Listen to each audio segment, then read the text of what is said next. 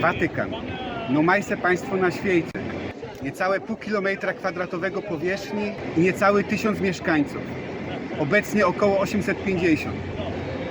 Jaka jest możliwość, żeby jedny z tych mieszkańców był krościcanin? Minimalną, a jednak tak było w przeszłości. Ojciec Adolf Ledwoloż był jednym z głównych doradców papieża Piusa XII.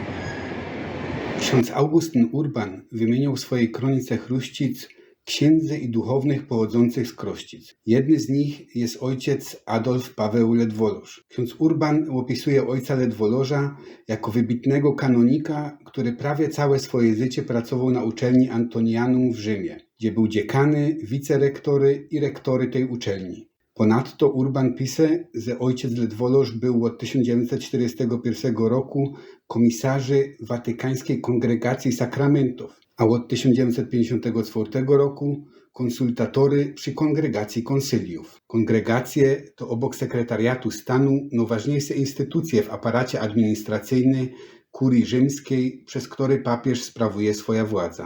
Jedno z opracowań dotyczących papieża Piusa XII wymienił ojca Ledwoloża wśród najważniejszych doradców i najbardziej zaufanych ludzi tego papieża. W opracowaniu tym wśród najbliższych i najważniejszych współpracowników Piusa XII wymienieni są jego doradcy jezuici Robert Leiber, Augustin Bea i ojciec Heinrich i zaraz w następnej kolejności ojcowie z najwyższej półki kurii rzymskiej, dominujący poszczególne kongregacje.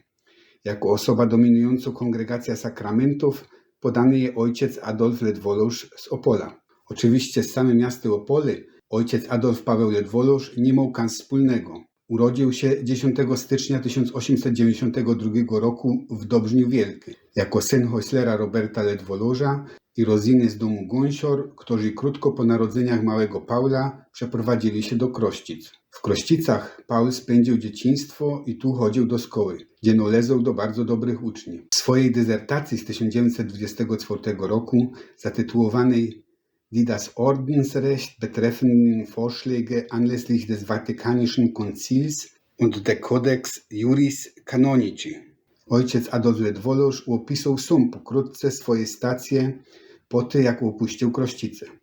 W 1911 roku Paul Ledwoloż wstąpił do zakonu Franciszkanów, gdzie rok później złożył śluby czasowe, przyjmując imię zakonne Adolf. Matura zrobił w gimnazjum w Paczkowie w roku 1914. Potem studiował teologia i filozofia na Uniwersytecie Wrocławskim. Miesiąc przed egzaminem końcowy przyjął 19 czerwca 1921 roku święcenia kapłańskie. Od października 1923 roku był lektory prawa kościelnego w Franciszkańskie Seminarium Duchowne we wrocławskich Karłowicach.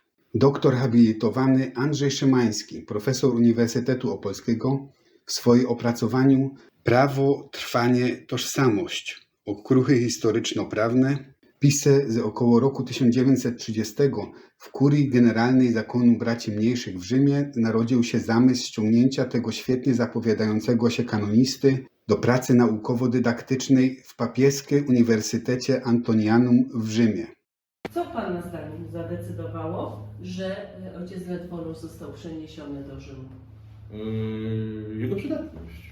Ojciec Ledwoloż był specjalistą z prawa kanonicznego, specjalistą docenianym i specjalistą, jak się to pisze, wybitnym. Skoro tak, to takiego człowieka chce mieć każdy.